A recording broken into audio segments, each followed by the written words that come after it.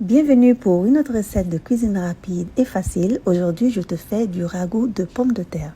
Sans trop tarder, voici la recette. Ce ragoût est au mouton, mais vous pouvez aussi utiliser la viande de bœuf ou du poulet. Je vais commencer par assaisonner la viande avec du sel, du poivre, de la poudre d'oignon et de la poudre d'ail.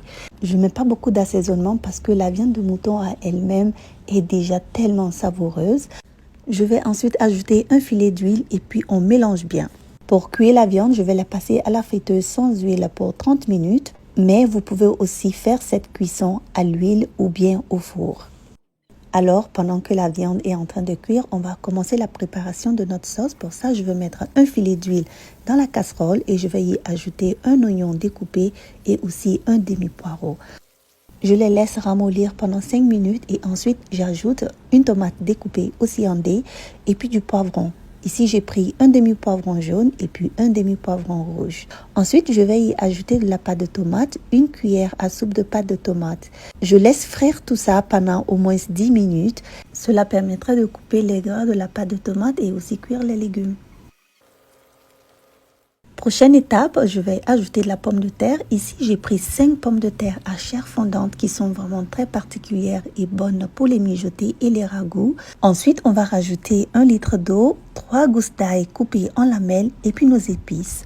Paprika, romarin, poudre de gingembre, cumin, poivre blanc, du laurier et puis du sel au goût. L'une de mes épices préférées, c'est vraiment le romarin. J'adore le goût que ça donne aux soupes. C'est vraiment super pour les ragoûts.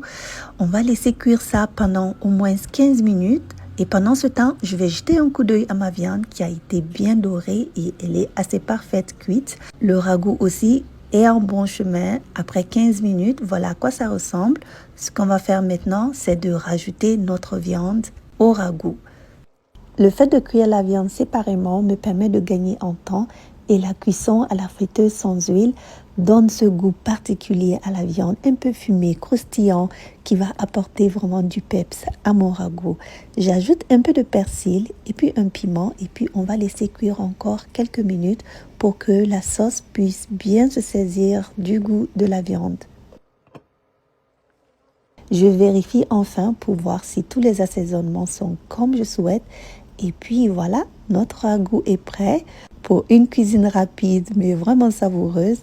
Je t'invite à essayer cette recette qui va vraiment titiller tes papilles. Et abonne-toi pour ne rien manquer de mes recettes à venir. Alors à très bientôt pour d'autres recettes sur ma page. Bye bye!